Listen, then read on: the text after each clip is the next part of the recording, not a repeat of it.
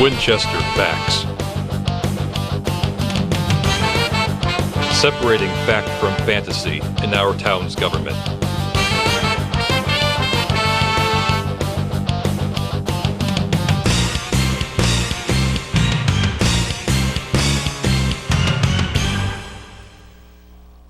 Welcome to Winchester Facts. My name is Jerry Martinez. Sitting in the co-pilot seat to my right is Mickey Hamm.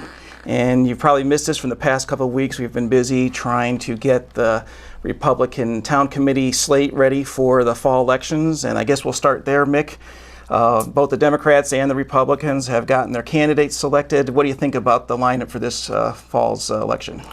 Well, I think we have one of the strongest team of candidates that the Republican Party has put forward in a number of years.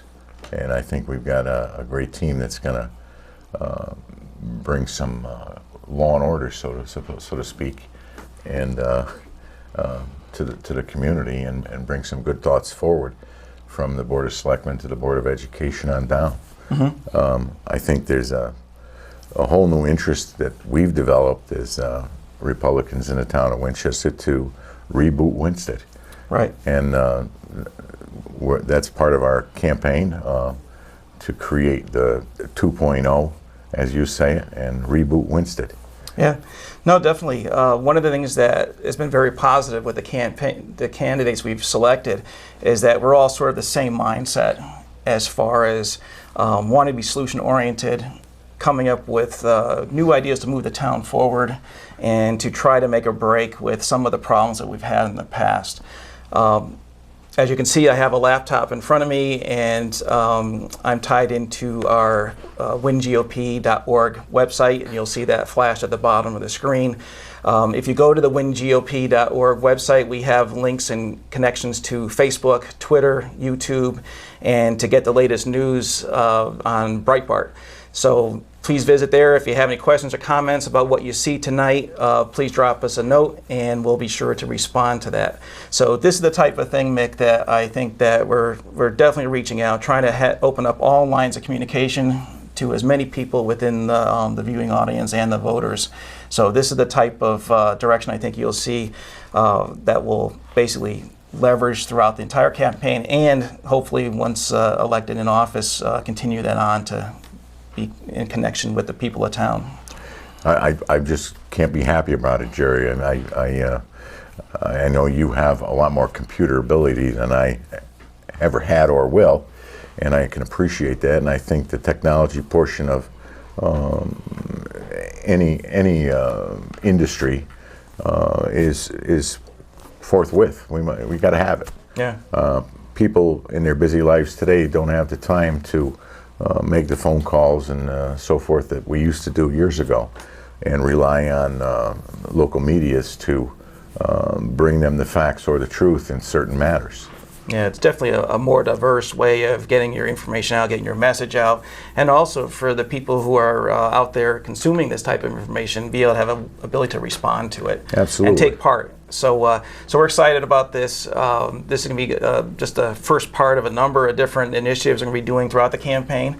And I hope everybody tunes into wingop.org and follows us on both Facebook and Twitter. So with that said, Mick, we're in that special time of the year where it's game time for election. I know Winstead and Winchester, we take our politics very seriously. It's a contact sport in this town, and so I know both teams are all geared up and ready for the election. What do you think? What do you see going on here? I'm seeing a lot of educators on the Democrat ticket, and it's kind of surprising to me, seeing as how we've had so much trouble with the Board of Ed. What are your thoughts on that, and what's the point there? Wow, you really want me to go into this? Yeah, I do. I do.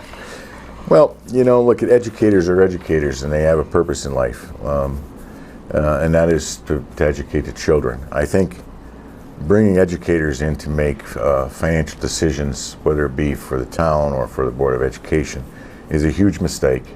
And I think the track record of those educators and the Board of Education have proved that. Look where we are. I look back to a long time back, not a long time back, 2007 through 2009, which was my administration, when we served for the town of Winchester, we had a Republican majority. And we brought forward some great solutions at that time to consolidate the school system, to send 7th and 8th grade to Gilbert, which was done in the following administration. But we also had, as part of that, to close the school. And we also had portions of that where the local Board of Education and the State Board of Education was on board for those facts, to consolidate those schools, to perhaps sell a school, which at this point, in my opinion, still needs to be done, because 600 students don't need to be in 3 schools. Right. One of the other big aspects of that we put forward was to combine the Board of Education's financial books with the financial books of the town's financial director, so that there was a direct communication. We also had at that time a monthly report, be it a financial statement of a profit and loss statement, so to speak, that came from the Board of Education to the Board of Finance or the Board of Selectmen, that showed us what their spending habits were and what perhaps they might need as we moved forward in that fiscal year. So where do you see the train coming off the track there? Well, it sounds like you're all teed up, ready to move. Basically what we're going to get now with the receiver, you were talking about that years ago. Well, it was in place. All of the fundamental aspects of this were in place. The State Board of Education had fundamentally approved it, wanted us to move forward. The local Board of Education was in favor. The superintendent at the time, Blaise Salerno, worked closely with us to make this happen. When I left office and the Welcome administration, majority of Democrats came on, they seemed to pick what they wanted out of that and not the whole package. And the whole package was a function of each other. Right. So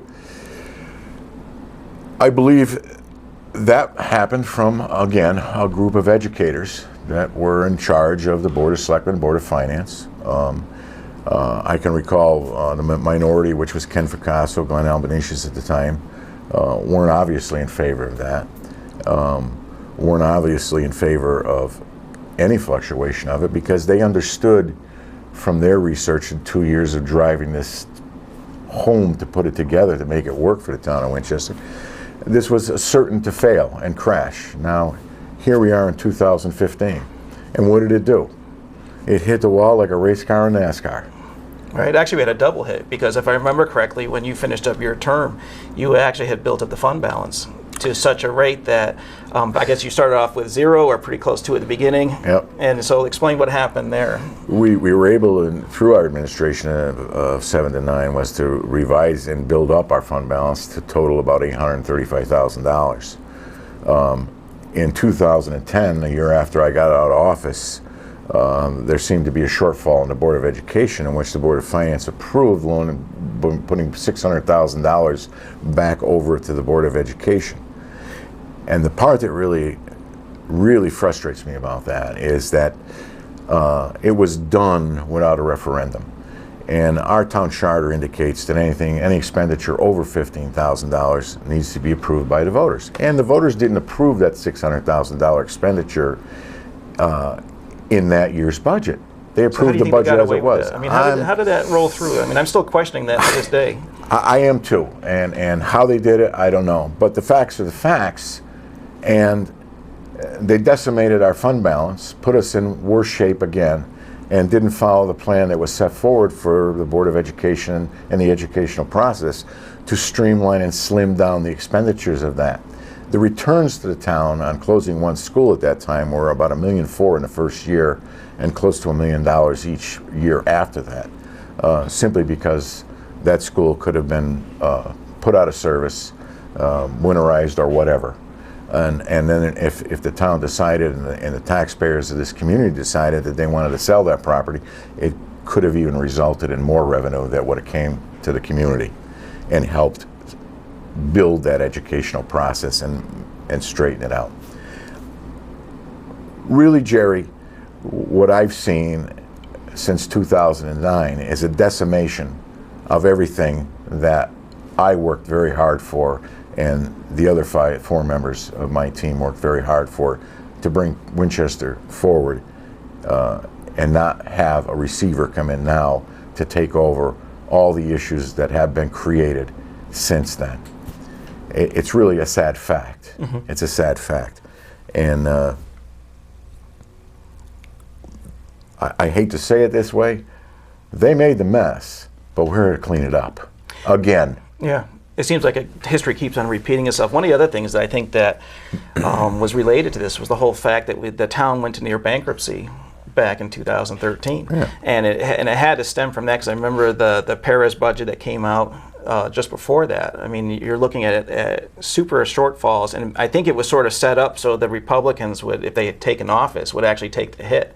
And that's when Lisa Smith decided, you know what, we have to take the bull by the horns, and everybody's going to hate this, but we do have to have the special tax increase, just to get the supplemental increase, just to get us, above board, so we're not drowning. I mean, there was literally no money in the budget to pay for different school expenses and other things. There was no money in the budget. There was no money in the fund balance, and to go from 2009 to 2013.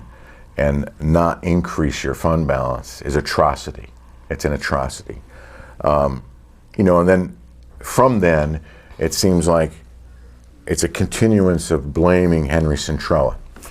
And don't get me wrong, I'm very upset of the performance of Henry and what he did, and everyone in this community understands that. But with all that said, Henry was bonded for his job. There was a return of a bond.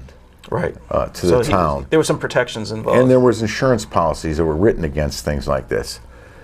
The monies that Henry stole, up to $2.5 million, which were the provable part of what he stole, were essentially returned to the community.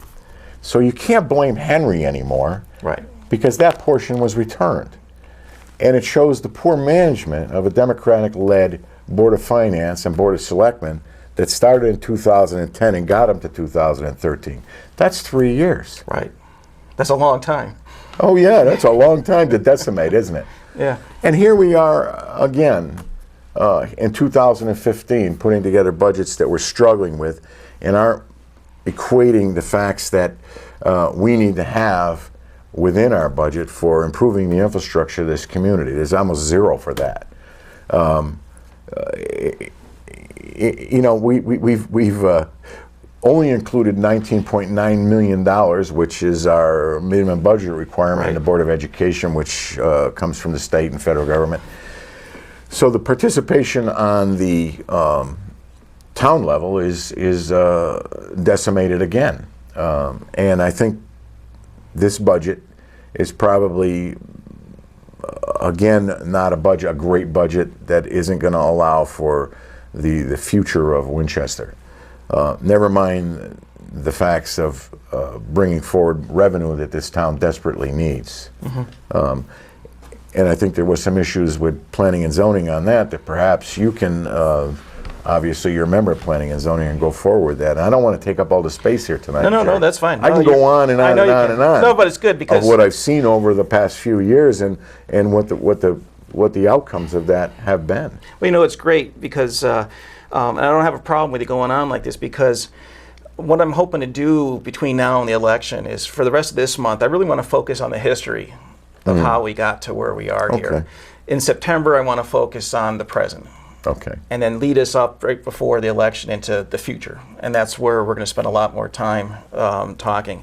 But getting back to your topic about the decimation, I mean, one of the things that you see over and over again with the comments from some of the folks in the Democrat Party, and especially in the most recent articles about the various slates that they've selected, they keep on always coming back to the fact that the taxpayers are really the people at fault here. It's never the Board of Ed, it's never the government, it's always the taxpayers. And I think that's the thing that riles people the most here. And I think that the taxpayers, should get a medal in this town. They understood there was a problem here, they couldn't do anything about it, so they said, you know what, we're willing to sacrifice roads, we're willing to sacrifice this or that, because there's no way we're going to give one extra dime to a group of people that we don't trust. And then over and over again, we hear this from the Democrats saying, it's the taxpayers. And we just saw this in the last election. If you're progressive, you wanted a higher tax. If you weren't, you're not progressive if you don't want a tax. There's something wrong with you if you didn't want to keep paying extra taxes. And the people said, no. We've just had, I think it's been about 8 tax increases in a really short amount of time. There's nothing wrong with the people and residents of the town of Winchester. They understand what running a budget is in their household. They understand. They deal with it every month. Right. Yeah. They understand what it is to deal with putting shoes on their kids' feet and sending their kids to school and buying them shirts and clothes and whatever. They see, and most people see in government, they see a lot of fruitless spending. And there's a number of people, including myself, that want to make sure that isn't happening here. And it seems to me that you can't gain trust from the people of the community until they can trust you.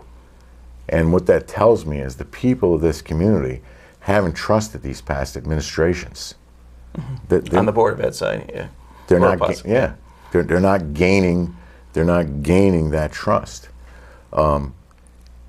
I think that you'll agree with me, and I think as we go forward throughout this campaign, and it's actually kind of premature to start campaigning here in August.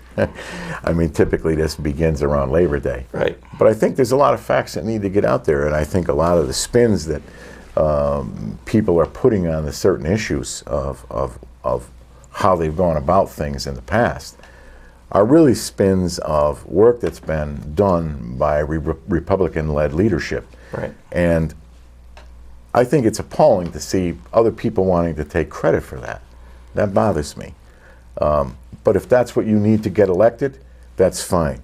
Our goal is to gain the trust of those people and the taxpayers of Winchester and make sure that we aren't impartial to any of them and that we are as transparent as we possibly can be and keep people informed as we go forward in our election process. Exactly. I mean, will we dwell a bit on past history now? Yes, we are. But I can assure the folks that are out there that I think you're going to see come September or the end of September, Labor Day, somewhere in there, we're going to start to focus on the forward motion of our campaign and what you're going to see going forward for the Republicans in the town of Winchester. Yeah, just to reiterate, we had an epic fail in this town with the Board of Ed. I mean, epic. Epic. It was a total failure of government. It was a total embarrassment to the entire Democrat infrastructure, going right up to the governor's office. I mean, Winchester is one of many towns which is having problems like this. I was just looking at the news today in the Register Citizen, and Torrington is actually doing a forensic audit of their Board of Ed. Kudos to them. Yeah, I mean, it's smart. And I know the receiver is going to be really digging into the finances here. But one of the things that in reading that article that struck me was that Torrington has about 7,000 students, and they pay $72 million a year for those students. So that comes out to about $10,285 per student. Yeah. Right? Winstead, on the other hand, has 1,200 students, and we pay $99 million, or $15,833 per student. Does that make sense? It doesn't, because we're actually paying 53% more than what Torrington. Now, Torrington is a city. I mean, they've got a lot of issues there, and there's a very diverse type of student body, and a lot of things going on. Just the sheer size of Torrington. Right. We're talking about 1,200 kids, where 600 of them are in the K through 6 program. Right. So I was expecting that number to be reversed. Like we should be paying $10,000, and Torrington should be paying $15,800. So that's the type of question that I know our Board of Ed candidates are anxious to ask the receiver and really dig into and say, look, is it really 19.9, or what is the right amount for this? Well, I think it's crazy. I mean, it's absolutely crazy, because I mean, from my administration, it was with 12,000 and change cost per student, and look where we are now. That's a significant upheaval. And what more have we gotten? Yeah, I'm not quite sure. We're not getting better test scores out of the K through 6, but we're getting better test scores Well, we're out of Alliance 7. district. I mean, we're Alliance districts. That means we're at the bottom of the barrel. Yeah. And that's usually reserved, as I said before, for like New Haven, Bridgeport, those type of cities. I hate to talk illy of my own community, but I have to do this in order for the voters of this community to understand what they've been dealing with and what they should be looking forward to. With all that said, the receiver that we have, I'm certain, is going to dig into all these issues. And I'm certain that he's going to look at all this stuff. It's kind of appalling to me to read in the paper that the current Board of Education continues on like they're doing the state a favor allowing a receiver to come into this community, which isn't the case. It's sort of like, do you know who we are? Yeah. Do you know what you're dealing with here? It's time to admit you've made a mistake. Right, and that you have no power anymore. It's time to humble yourselves and say, here comes the solution, thank God it's here, I'm sorry I failed my community. And really that's what it boils down to. You know me, you've known me quite a while now, and you know I'm a straight shooter. I don't chase around the issues, I go directly to the heart. And that's my feeling of it. But again, I think the receiver is basically taking charge now. He's not actually in town now. Why don't you give us some background? Where are we at? Because the last time we had our show, we went through a rather detailed overview of the whole process, Right. what was going to happen, Right. what we could expect. Where are we right now, and what's going to happen? To the best of my knowledge, and this is all to the best of my knowledge, what I've been told from the people in the right places, is that the receiver is chosen, as we all know, was in the paper. Seems to be a pretty intellectual fellow who I think can get the job done. And the reason he's in Hartford now working on this, I believe, is because he's bringing 2 other people with him as his assistants. And I think that those people are now being chosen and interviewed. That whole interview process gets stalled because originally this bill that Jay Case put forward was supposed to be passed on June 3rd. If I recollect correctly. Because the session went long. The session went long. It didn't get approved till the 19th or somewhere in there. So what that did was offset what Commissioner Wenzel was doing in order to get people in the right places. Now, to defend the commissioner a little bit, she couldn't advertise for this receiver for us until after the legislation was passed. Oh.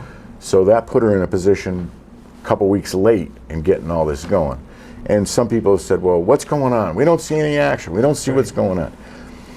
And that's part of the reason. The other reason, I think, is the state is being very careful with this to make sure that every step they take is a step forward. And there's no stalling and no steps backwards. So I think perhaps we may see our receiver come to Winstead on a daily basis, either late this week or next week. And please don't hold me to that because I'm not sure. I'm making an estimate of what I'm seeing in the process. And so far, the process is working. And if you believe in process, the process will work. If you defy process, it will only slow it down. So by those people who are currently on the Board of Education defying this process, it may only slow it down. Right. Let's admit our guilt and let's let the people who really know the job do the job. I think based on the comments and the tone of the commissioner, she doesn't sound like she's going to take too much of this, especially from that last meeting last week. So I think we're in good shape. Remember that the commissioner understands that the state government is funding this receiver and the 2 people who will come with it. Obviously, she wants to make sure that her dollars are spent well because she obviously has to answer to the governor and all those people above her. So she's going to want to make sure that Winstead's getting the best slam for the dollar, so to speak. Right.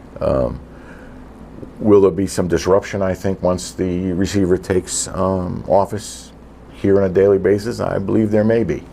But I think for the best of this community. So I can only ask people that are asking those questions is to please be patient. Right. Let the process work. Process is good. I mean, it's taken many years to get to where we are right now. So well, it's a process that I'm believing in when I know it shouldn't have had to take place in the first place. Right. So I'm sitting back and saying, happy to see it happen. Yeah, it's about time. And I think it's a great thing.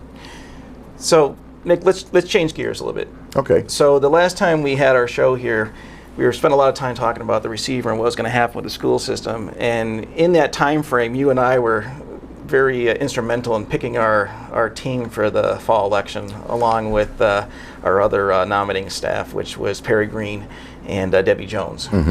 And it took a long time. We spent a lot of time and a lot of effort trying to pick the right candidates. What's your thoughts on the Board of Selectmen, Board of Ed?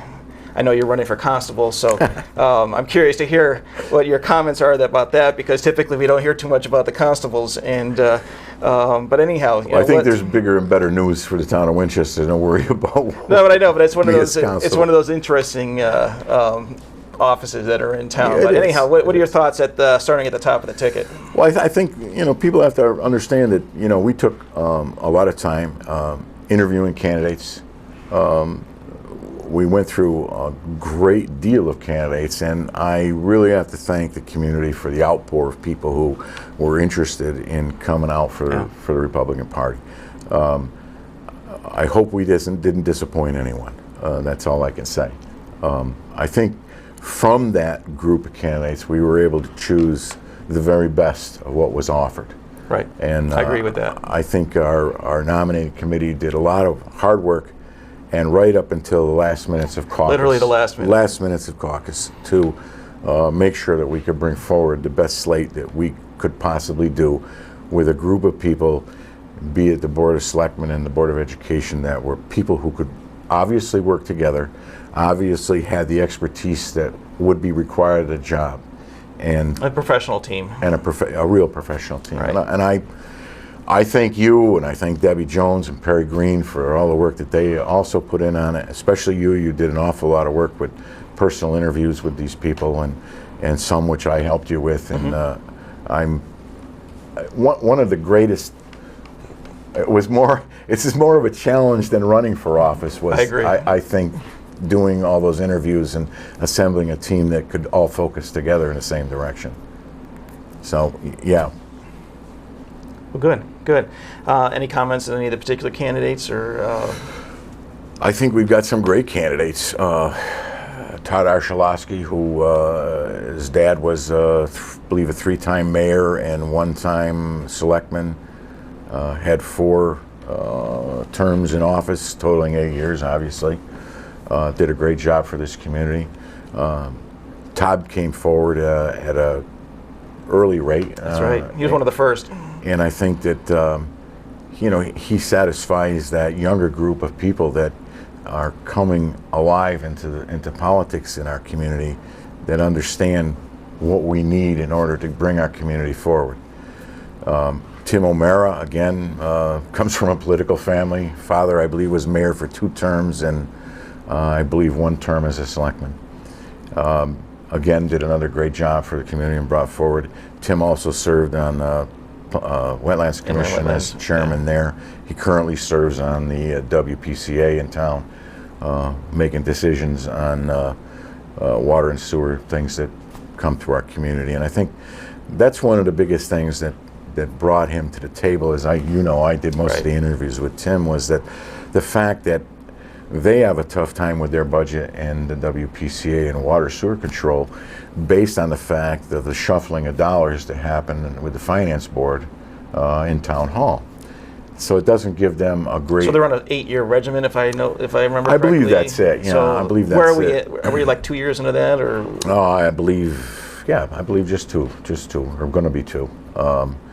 And I think because of those issues, what really is what he'd like to make sure that those revenues are set in there for those folks, so that those things aren't shuffled and put on the back burner again for projects that could potentially cause serious damage or so forth to our infrastructure.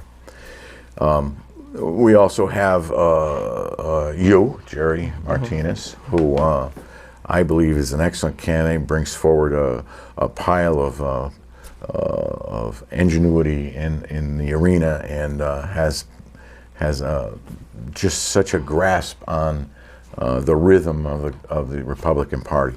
And I just can't thank you enough for being here. Jerry and I have developed a friendship here in the last year or so, and I'm really happy to know you. I really am. Yeah, same here, Mick. We also have our 2 incumbents, Glenn Albanesius and Candace Bouchard, who's our current mayor. And Glenn being our senior statesman, or yeah, he certainly the anchor is. man on the team. On the team. So I think we've rounded it out with people with past experience and people with outside experience that are going to commence together. All can get along, all can talk and communicate with each other to bring this community forward in a response that I think the taxpayers of this community really want. Yeah, definitely. Getting to the Board of Ed, we have 3 really good candidates there. We have John Pollock, Liz O'Dowd, and Rob Boat. John Pollock, I happen to know because this was funny. I didn't realize that you had known him in school, but John and his brother Frank and I went to school together in high school, and both John and Frank, his brother, who's currently still working for the IRS, but John had 34 years and retired here a year or so ago. God bless him.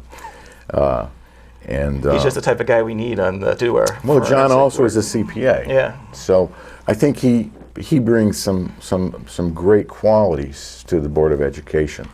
Liz O'Dowd, again, is in the financial industry. She understands the financial industry, again, bringing those qualities forward. She also has 2 children in the school system, so she's right in there. Got a real interest. She's definitely real interest. And you go ahead and talk about Rob. I seem to be doing all the talking here. Well, you do such a great job. One of the things I wanted to add in on John Pollock is that I came to know John about a year or so back through St. Joseph Parish right here on Main Street. So he's very instrumental there, and he's on the Zoning Board of Appeals. Yep. And so he's a voice of reason on that board, and I've actually sat in, being on the planning and zoning, I wanted to see, how the other side of the what the other coin looked, outside the coin looked like, and John's always there making good comment and analysis. So I think he will be an ideal candidate, and for somebody who can actually work with the receiver, understand, and be able to move forward and that sort of thing.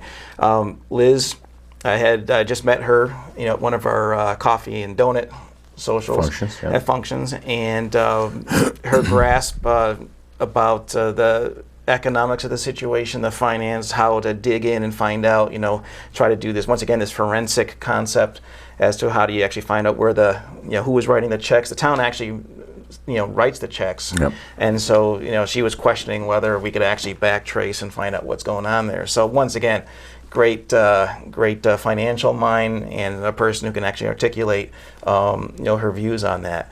Rob Boat, as most people know, he ran as a selectman in the last cycle, and he had to step down back about a year or so ago for his own reasons. But I know in talking to Rob, he came to me, said that he was very interested in the Board of Ed, which is where he really wanted to be in the first place rather than the selectman slot.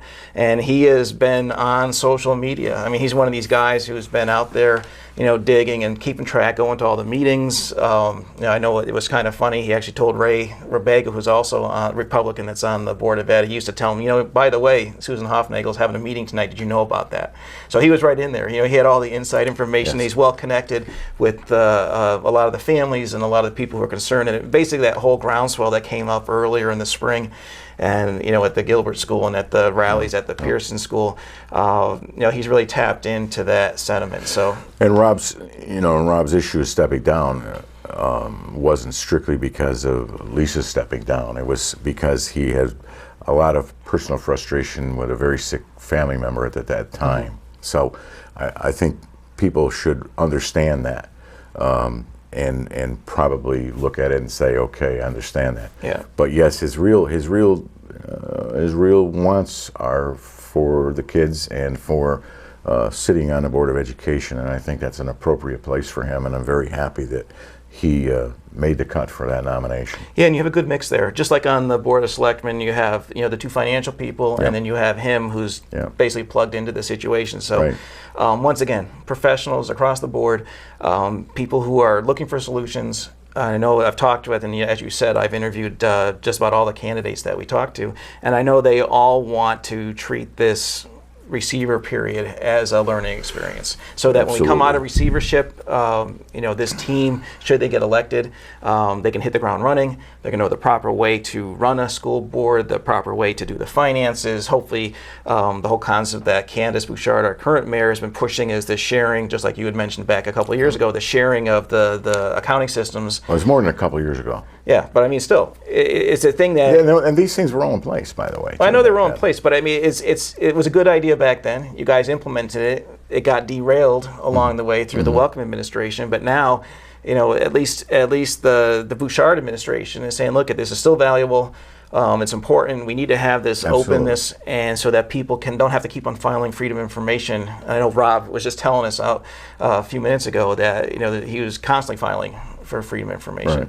So and others were as well. So that's the type of tone that I think you get with this Board of Ed. Yep. So that leads us to the town clerk, David Kapianka. Yes. Who was on your gang of five, as you're affectionately known throughout the town.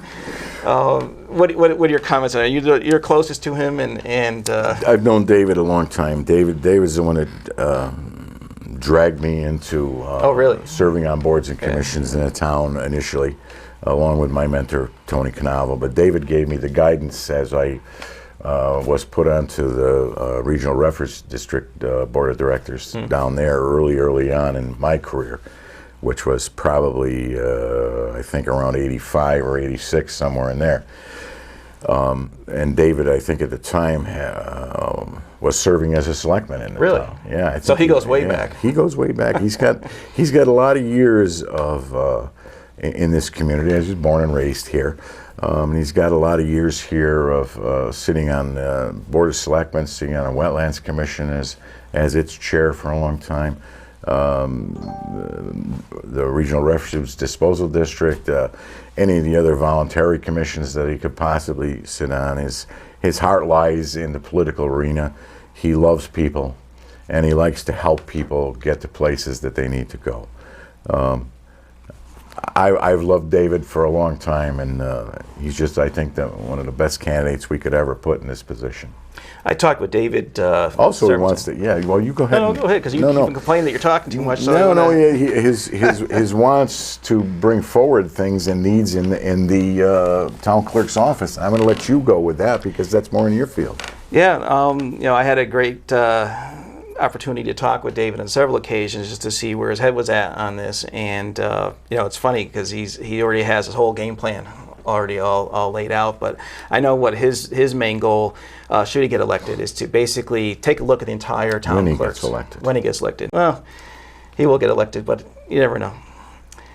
But anyhow, when he gets elected, he wants to take a look at the entire organizational structure of the town clerk's office. He's informed me of different efficiencies he can already see.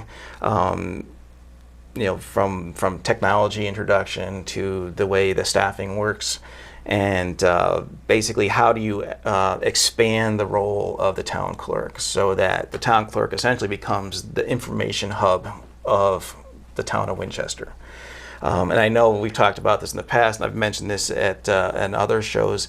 The Planning and Zoning Board right now, we're working with Graydon Associates Graydon Land Use out in Ohio, and they're redoing the regs, and they're optimizing the zoning regs in such a way that each property in town will be basically identifiable by a single sheet.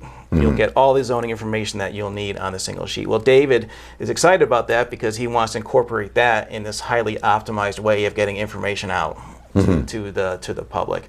So I think for a guy who's been around for a long time, has been out of politics for about 8 years, he's definitely been thinking about it. He's focused on what needs to happen and really how to get the town clerk's office more integrated with the rest of the town hall and the community at large. So philosophically, I'm right in there with David. Very excited. Like I said, he has a game plan. He's ready to go. So I'm very excited, and based on what you said, yeah, he will win the town clerk's office. So I'm really happy with that choice. Good. And so we have the constables, those mysterious guys that hand out notices and whatnot. I know you're running for that, and also Chuck O'Dodd, who's Liz's husband. Right. Any comments about Chuck, or I could comment about you all night, so I don't want to take the time. You don't want to bore the audience. I don't want to bore the audience.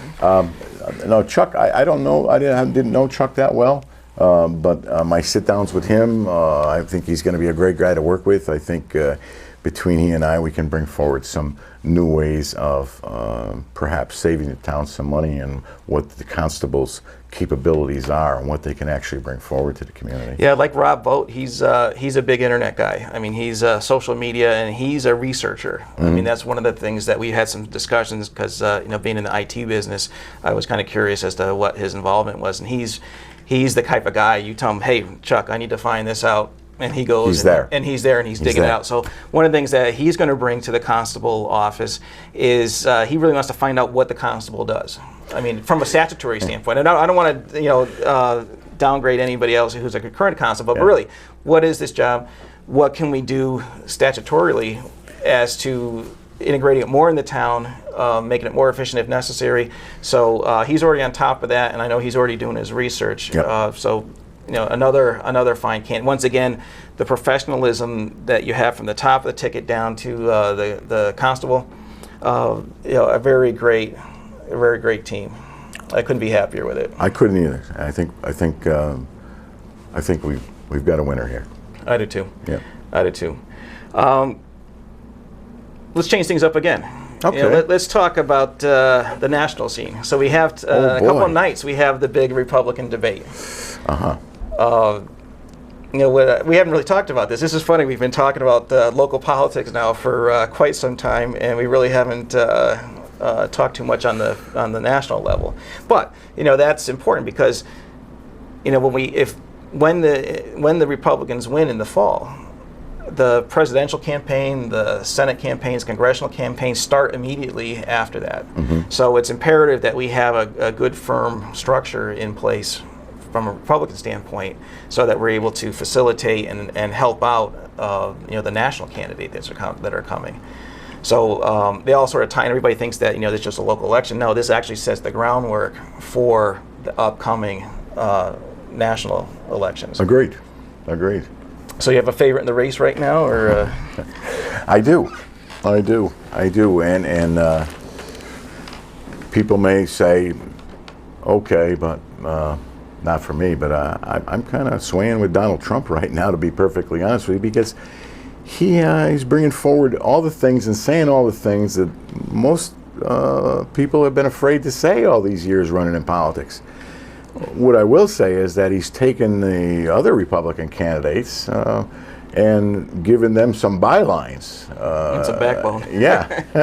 Whereas they were playing the same old political games again, and Donald came in and said, that ain't the way I'm going to do it. And I like the way he's putting it forward. I'm in his corner. I can't help myself. I think he, because of his business experience, in my opinion, this country has slid into such a socialistic way of doing business that there is no business. Right. The state alone is in the worst shape I've ever seen it in. So with a guy like Donald, I think the Donald could do the job, and I think some people laugh about him, but I look at him and I say, Donald came from nothing, and he went to all the right schools and he learned how to do it, and here he goes. Yeah. And I think he can offer our country a lot, and I like his line of, I want my country back, and I agree with that. Yeah. It's slipping away. Yeah, it's definitely one of the other things that I think Donald, even though he's a little older than this middle generation, is called, like, Careful now. well, I know he's in your age group there, but what you're seeing now is a whole new generation, sort of your end of the baby boom. Yes. And which is I'm 1964, so I'm at the tail end. Yep. And I've had to follow these people all my life. But the people my generation, they're actually getting out and they're finding their voice, and they're more than likely they're like Donald Trump, where they're actually getting out there and they're not afraid. And we see this now with like Tim and Todd on our ticket and the other ones. People they can articulate their views. They're not afraid to go head to head with the Democrats and have a different conversation there. So I'm really excited. I mean, I think Donald is the wave of the next generation of candidates from our side. If nothing else, Donald's going to give a lot of inspiration to the Republican Party. I think so. And a lot of inspiration to those candidates that are there. Personally, I'd like to see him go the whole route, and I think he will. But well, we'll see. It's an interesting thing coming forward a couple of years before that election. But that's great. From my perspective, one of the things I like about this whole process, I know a lot of people are kind of upset that there's about 17 or 18 candidates, but I love watching the Democrat response to this. I mean, the Democrats usually like to target and isolate our candidates and then totally drag them to the election day. With 17 candidates, who do you focus on? It's a moving target every day. And then when you have Donald Trump on there, and he's, as soon as you attack him, he comes back and he attacks back. He's put the fear of God in him, I think. That's right. Yeah. So that's been very entertaining for me. Somebody who's been on the sidelines, a political junkie, and to see that kind of activity. I'm looking at Carly Fiorina. Great. She's fantastic. I'm liking Rand Paul, but my favorite is Ted Cruz. I mean, Ted. Good candidate. He's a great candidate. You should, if you get a chance to watch him in action when he's dealing with a crowd type situation. I just saw this video with him in Code Pink, and they were trying to talk him down, do the usual, leftist tactics to take him down, and he just totally diffused the whole situation. Took some lessons from Donald. No, this was before. I mean, he and Donald have actually been, he's one of the few Republicans that supported Donald. Yes. And as you know, Ted's been there with the government shutdown several times. And so he's basically stuck his neck out as well. So, I'm hoping that he makes it all the way through. So a lot of good candidates. Yep. A lot of good ones. And I'm glad to see that the establishment Republicans like Rubio and Jeb Bush, they're not running away like they usually do, and early on, and then it's already ordained as to what's happening. So I think this is a breath of fresh air. I think just like we have on the local politics, everything's opening up, and we're finally getting into our ability to compete against the other side. So that's good. Wanted to change gears one more time, running to the end of the show here, but. Let's talk about fun stuff for the Republicans. Okay. One of the things that you're going to see over the coming 3 months is that there's going to be a presence of the Republicans in town. One of the things that Ray Rubego is trying to do, he's already on the board of ed. He's not running this time, but he's trying to get a car show going, and he's trying to get it down, down by the Dairy Queen area, up by the batting cages and that sort of thing. So we're hoping that we get some support with that. With the people in town. I'm trying to get a tequila taste going as a fundraiser to help things get going in town.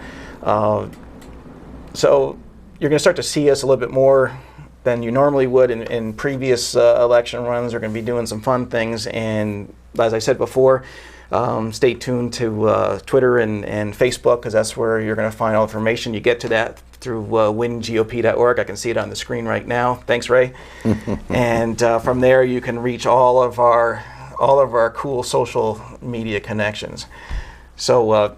And I thank you for all of that. Yeah. Bringing that IT connection to us is huge, and I think that it's going to give all the voting people of this community the opportunity to see what we are, who we are, what we're made up of, and what we see for the future of our community. And it's great to have that technical help and background coming in here to bring us forward. Well, I think one of the good things about that, especially for this town, is that when you're open, if you were to go right now to our Twitter site, I have about 150 some odd postings there, retweets from other spots. But the thing here is that we can't hide. You really can't hide on the internet. There's always a trail, and it works for you and it works against you. But the main thing is that as we progress forward, I mean, people will be able to track us. They'll be able to use metrics to understand how we're doing things.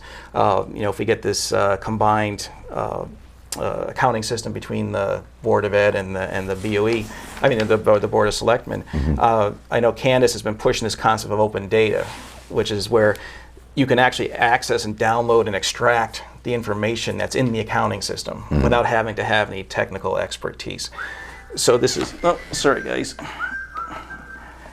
Should have turned my phone off at the time. See, that's the technology. It doesn't leave you. You're hooked on it. I'm not hooked on it. It's a necessity. But my mistake was not putting on silent before coming in. Yeah. But that's the type of thing when we talk about changing the way things happen here in town.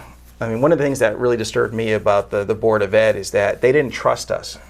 They didn't trust the taxpayers. They didn't trust the people in town and the parents and the students especially. Trust needs to be gained. Right, but I mean, they didn't even trust us. It's one thing for us to trust them, but in order to trust us, you have to be willing to be free with your information. Right. And if you were having a problem, you say, hey, look at town. We're going to come up short, and here's why. We made a mistake, and here's what it is. Help us to resolve this, and we don't want to do again. Don't want to do it again. Be responsible for yourself. Be responsible for that. Yeah. And now we see that from the other side that we're trying to cover that up to say that we're still trying to hide it. Yeah. We're still trying to hide it. And now it got to the point where you had to bring somebody from the outside in order to open that up. So the town, I think the townspeople can be rest assured that it's going to open up. And by force through the receiver, but nevertheless, it's going to be opening up. Follow the process, accept the process, because that's the important part of the whole thing. Right. Is the process. And the process will work. If you oppose the process, it'll slow it down, but the end result will still be the same. Yeah. So you question the process at times, and I think that's one of the things that Commissioner Wenzel said was, please don't stop your emails and your letters coming to us for the issues that you may have. And I think that's important for anyone in the community, as a number of people who did get on board questioning those issues before still have some questions. And I think that if they're appropriately put to the commissioner or to the receiver or whoever his two helpers will be as they come in, I think will be appropriately answered. And I think those lines of communication will begin to open up and people will start to trust again.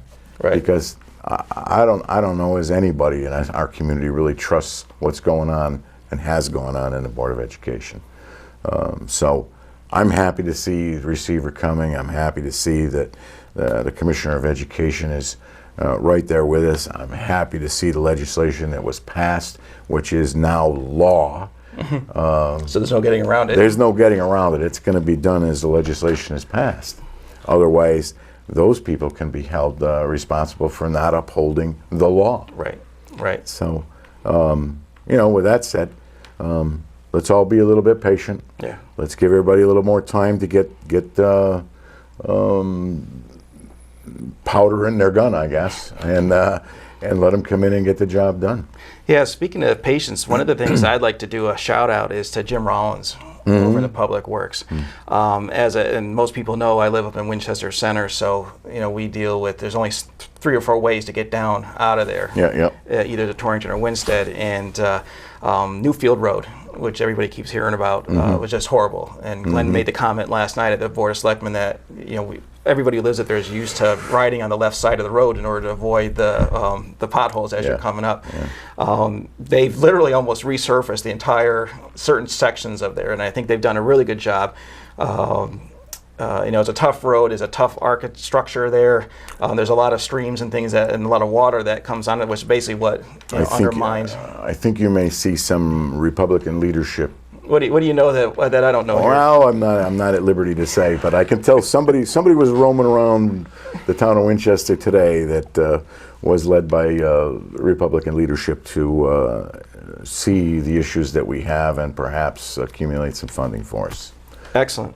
So, but I know a lot of people, they're anxious to have the potholes filled, and there's a lot of other activities that they have to do. But as far as getting that road done, I mean that's going to be huge, because that's basically your main direct route between Torrington and Winchester Center and Winstead. Because basically come up to Winchester Center and back down. So I know everybody's kind of anxious, and what's unfortunate, and I read this in one of the campaign notices when the Democrats had announced their slate and what they were planning to do, and they're talking about all this funding in 2016. where was the funding this year?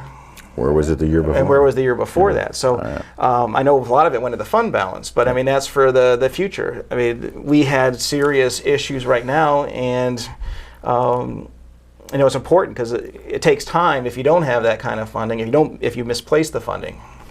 Well, and the big thing is we need to grow that fund balance in order to bring our Moody's rating back, which if we had sufficient funds in our fund balance today, it would probably be a year and a half, 2 years away before Moody's would even recognize. We wouldn't have been in this problem if we hadn't, Right. if we stayed on your track back in I agree.